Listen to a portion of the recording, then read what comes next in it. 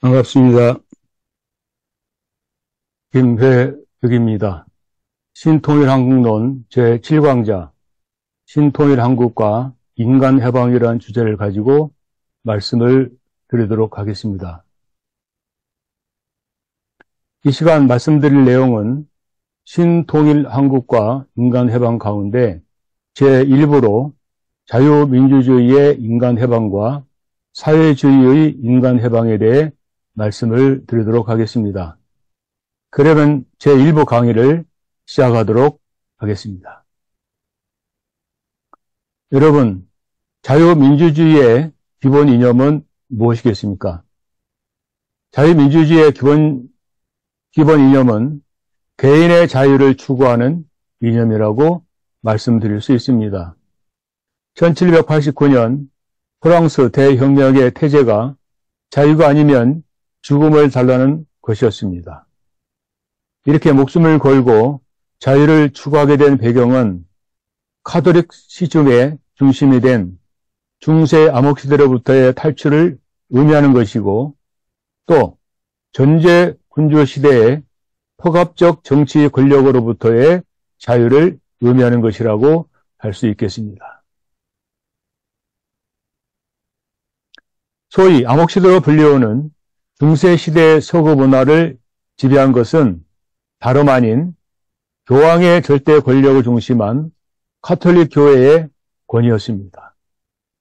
그런데 그 당시 카톨릭 교회를 강력하게 지지하던 중심 사상은 플라톤의 이데아 사상과 보편 사상이라고 할 수 있겠습니다. 그러면 여기에서 그 이데아와 보편 사상이라는 게 무엇인가에 대해서 간단하게 알아보도록 하겠습니다. 플라톤은 이데아에 대해 동굴의 비유를 들어 설명을 하고 있습니다. 사람들이 캄캄한 동굴에서 살아가면서 보고 듣고 느끼는 모든 것은 사실은 허상이고 이데아의 그림자에 불과하다는 것입니다. 그런데 사람들은 그것을 실제인 것으로 착각하고 살아가고 있다는 것입니다. 동굴 밖으로 나가면 찬란한 햇빛이 빛나는 것을 볼 수 있는 것처럼 모든 사물의 본질이고 원인이며 본향인 이데아의 세계를 보게 된다는 것입니다. 그러면 이제 보편자라는 개념이 무엇이고 또 개별자라는 개념이 무엇인가에 대해서 알아보도록 하겠습니다. 보편자란 예를 들어서 인간이라는 영구불변한 보편자가 있고 또 김씨, 씨, 박씨라는 개별자가 존재한다는 주장입니다. 다시 말씀드려 김씨, 씨, 박씨라는 개별자는 있다가 없어지기도 하지만 인간이라는 보편자는 영원하다는 것입니다. 이것을 실제론이라고 합니다. 그런데 그 반대로 김씨, 이씨, 박씨라는 개별적인 사람들만이 실제로 존재하고 인간이라는 것은 하나의 개념이고 이름뿐이라고 주장하는 유명론이 있는 것입니다. 이 플라톤의 이데아론을 중심하고 보편이 실제한다고 주장하는 사람들을 보편론자라고 하는데 안셀무스라는 사람이 유명합니다. 보편은 실제하지 않고 이름뿐이라고 주장하는 유명론이 있는데 이 유명론자로는 윌리엄 오컴이 유명합니다. 중세시대 천년은 이 보편론자와 개별론자, 실제론자와 유명론자가 끊임없이 싸우는 시대였다라고 말씀드릴 수가 있는 것입니다. 그런데 중세 후기에 유명론자의 대표 주자라 할 수 있는 윌리엄 오컴이 등장을 합니다. 이 오컴은 보편은 이름뿐이고 오로지 개별자만이 실제로 존재한다고 주장을 합니다. 이런 강력한 유명론자들에 의해 기독교 신학의 중심을 둔 스콜라 철학을 근간으로 하는 중세 제재의 균열이 일어나게 됩니다. 특히 윌리엄 오컴이 사망하던 1450년대 당시 유럽은 흑사병이 유행하게 됩니다.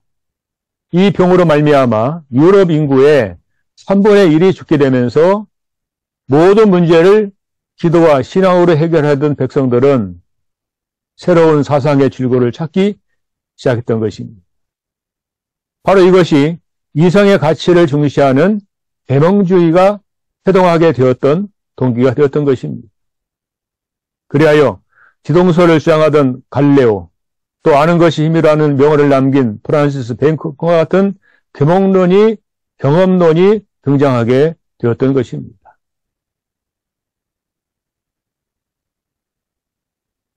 코기토 예르고숨, 즉 나는 생각한다, 고로 존재한다는 이 유명한 말을 한 사람은 근대 철학의 문을 연 프랑스의 르네 데카르트였습니다. 나는 생각한다, 고로 존재한다라는 그 명제는 사실 중세라는 거대한 사회 자체를 붕괴시키는 것이었습니다. 즉 중세의 종교적 질서에 근본적으로 도전하는 역사적인 명제였던 것입니다.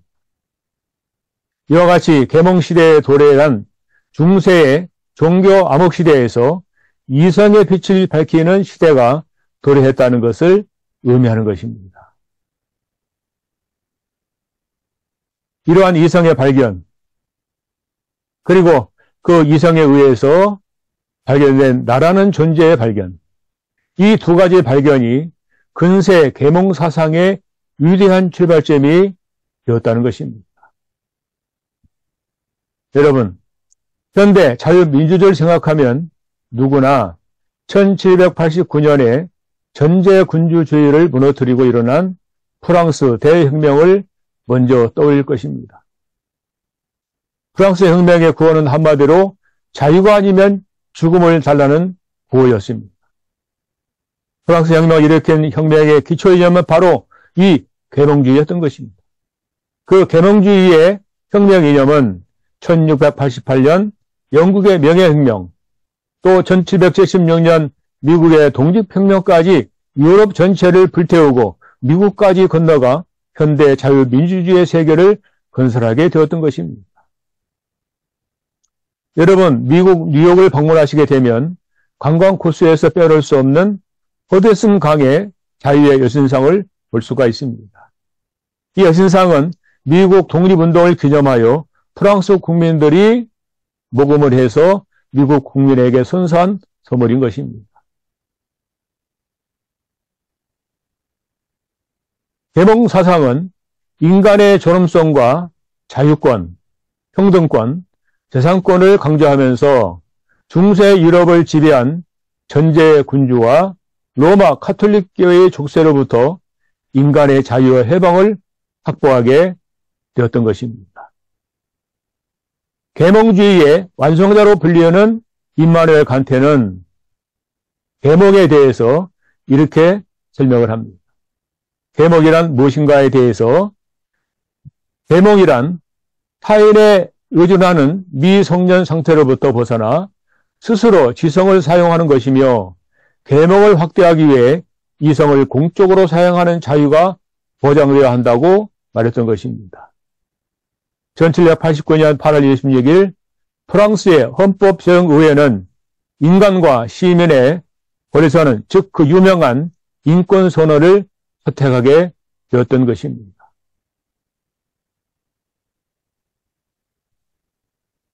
계몽주의에 의한 인간 이성의 해방이야말로 자유민주주의를 이루는 근간이 되었던 것입니다. 자유민주주의가 설립하는 가장 중요한 원리가 되었던 것입니다. 자유민주주의는 이처럼 이성의 자유를 기초 이념으로 하여 보다 발달된 제도와 체계를 갖추게 되었는데, 그 제도가 의회 제도나 또 상권분립과 같은 민주주의의 기틀을 마련하게 되었던 것입니다. 계몽주의의 사상적 기반은 17세기 경험주의와 합리주의, 로크의 철학, 그리고 뉴턴의 기경론적 자연관 등을 바탕으로 형성이 되었습니다.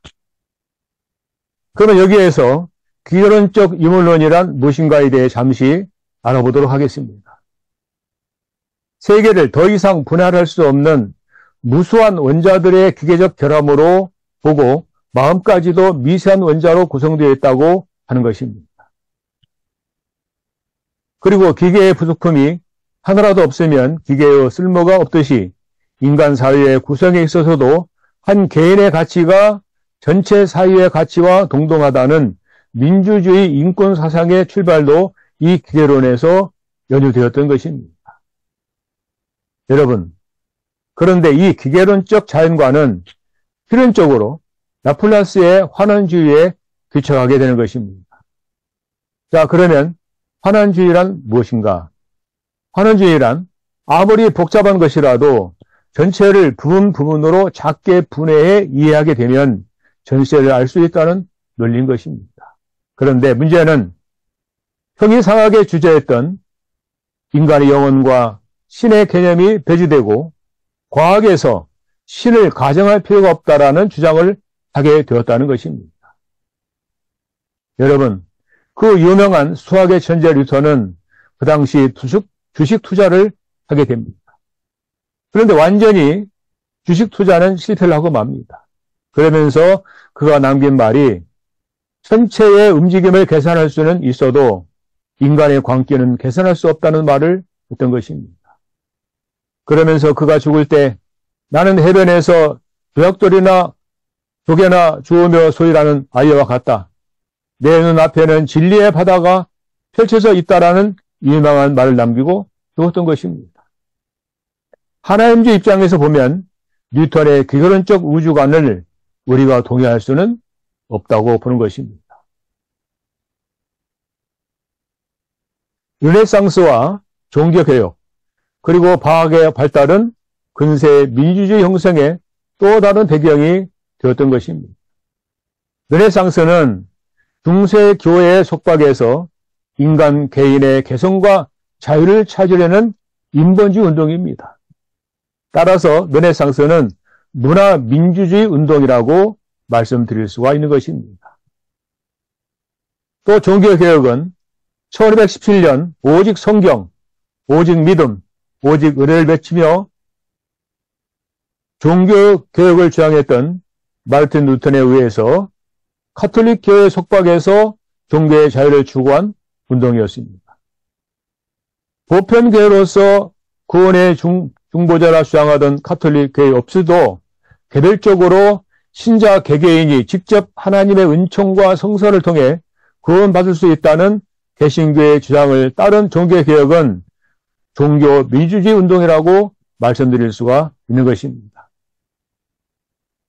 종교적 권위가 지배하던 시대에서 인권을 중시하는 인간의 시대로 변모했다고 말씀드릴 수가 있는 것입니다.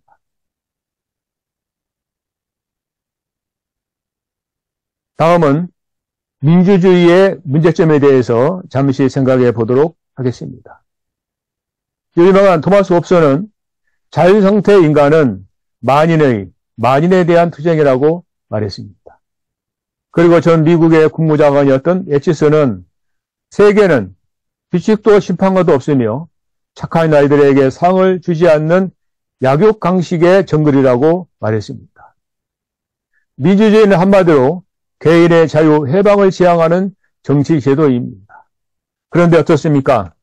여러분, 자유민주주의 제도 하에서 개인의 자유에 대한 욕망은 끝이 없어 결국 서로 충돌하게 되고 자유가 오히려 부속이 되는 경우를 많이 보게 되는데 이런 자유민주주의의 문제점을 어떻게 해결할 수가 있겠습니까? 이런 문제에 대해 계속 함께 고민하면서 잘 경청해 주시기를 바랍니다. 이상으로 자유민주주의의 인간 해방에 대해서 알아보았습니다. 다음은 사회주의의 인간 해방에 대해서 알아보도록 하겠습니다. 18세기 후반에서 19세기 전반에 걸쳐 영국에서는 시민혁명과 더불어 산업혁명이 일어나게 됩니다. 산업혁명으로 공장시설이 기계화되고 대량 생산을 하게 되는데 그로 인해 수많은 수공업자들이 도태되고 맙니다. 결국 부를 축적하는 일부 자본가들과 값싼 노동력에 시달리는 다수의 노동자 그룹이 발생하게 되면서 사회적으로 부조리한 수많은 문제들이 발생하게 됩니다. 이럴 때 투쟁적이고 정열적인 분내에 불탔던 청년 마르크스는 부르주아, 즉 유산자 계급을 타포하고 노동자 농민을 선동하여 공산주의 세계를 만들기 위한 프롤레타르 혁명을 꿈꾸게 되는 것입니다. 이러한 목적을 달성하기 위해 헤겔의 관념변증법을 도입한 유물변증법과 유물론적 인간관, 세계관, 역사관을 세우고 드디어 공산당 선언을 하기에 이르렀던 것입니다. 마르크스는 사회체제의 토대를 생산력과 생산관계에서 찾았습니다. 그러면 여기에서 생산력이란 무엇인가에 대해서 알아보겠습니다. 생산력이란 인간의 노동이나 기계설비, 토지 등 모든 생산수단을 결합하여 조화를 창출하는 능력을 말하는 것입니다. 그러면 생산관계란 뭐냐? 생산관계라는 것은 생산수단을 누가 소유하느냐 하는 것을 말하는 것입니다. 원시 공동사회에서는 생산수단을 모두가 함께 공유했는데 생산수단이 사유화되면서 계급사회가 되었다는 것입니다. 그래서 사회주의에서는 생산수단을 공유하는 사유로 돌아가기 위해 개인의 사유재산 제도를 철폐하고 국가가 모든 생산수단을 공유하자고 주장하게 되는 것입니다. 마르크스는 자본주의를 대체할 다음 단계가 사회주의이고 최종적으로 공산주의로 발전한다는 주장을 하고 있는 것입니다. 마르크스는 노동이야말로 인간의 유적 본질이라고 주장을 합니다. 즉 인간은 노동을 통해 자기를 실현하는 본질을 갖고 있다는 것입니다. 그런데 노동자들의 노동이 생산 과정의 일부로 전락하였고 부속품으로 전락하고 자본가들에게 착취당하고 있다며 인간 소유론을 주장하고 있는 것입니다. 그래서 막스는 노동의 소외, 유적 본질의 소외, 또 노동 생산물의 소외, 그리고 자본가로부터 노동자가 자본으로부터 소외되고 인간에 의한 인간의 소외가 일어났다고 주장하고 있는 것입니다. 이것이 바로 마르크스의 인간 소유론인 것입니다. 마르크스는 사유재산의 폐지야말로 유적 본질의 탈환이요 소외로부터 인간성의 해방이다라고 주장하고 있습니다. 그 인간성 해방은 가장 많이 수탈당한 노동자 계급에 의한 해방만이 완전히 탈환할 수 있고 인간 해방은 프롤레타리아 계급의 해방뿐이라고 주장했던 것입니다. 마르크스는 그 해결 방안으로 유물변증법과 유물사관을 세워 계급투쟁을 합리화하고 폭력혁명을 통한 인간 해방의 방법을 제시하였던 것입니다. 이와 같이 마르크스는 발전을 위한 폭력과 투쟁을 정당화하고 법칙화함으로써 역사적으로 공산주의자들은 수많은 인민을 살리켜왔던 것입니다. 여러분, 공산주의 이론이 진리이고 공산주의 도래가 필연적으로 온다면 무엇 때문에 피를 흘리는 폭력혁명을 해야만 하겠습니까? 또 공산주의가 이상적 유토피아 세계라면 증오나 적개심으로 구성된 이론과 폭력혁명으로 바람직한 사회, 평화로운 사회 건설을 가능하게 할 수 있는가에 대해서도 우리가 고민해 봐야 될 것입니다. 결론적으로 공산주의는 진리가 아닌 비진리라는 사실을 우리는 깨달아야만 할 것입니다. 1945년 해방과 더불어 북한에 정착한 공산주의로 말미암아 80년이 지난 지금 북한의 현실은 어떻습니까? 결과적으로 세계인권선언문의 30개 조항을 모두 위반한 세계 최악의 반인권 국가가 되었던 것입니다. 김일성, 김정일, 김정은으로 이어지는 3대 세습 과정에서 수많은 인민들의 처형을 당하거나 강제의 수용소에 갇혀 상상할 수 없는 엄청난 고통을 겪고 있어 북한의 인권 문제는 매우 심각하다고 할 수가 있을 것입니다. 북한인권법 제2조 2항은 북한은 북한 인권 증진 노력과 함께 남북관계 발전과 한반도에서의 평화 정착을 위해서도 노력해야 한다고 밝히고 있습니다. 그렇지만 ICC, 즉 국제형사재판소 보고서에 따르면 북한에는 공대처형, 고문 투옥, 성폭행, 강제 낙태, 외국인 납치, 특정고로 박해 등 이루 말할 수 없는 반인륜적 폭력으로 오늘날 북한 주민들은 고통을 받고 있는 것입니다. 이상으로 우리는 사회주의 인간 해방이 얼마나 위장되고 거짓된 것인가에 대해 알아보았습니다. 여기까지 제7강좌 신통일한국과 인간해방 제1부 강의를 모두 마치도록 하겠습니다. 여러분 2부 강의에서 다시 뵙도록 하겠습니다. 감사합니다.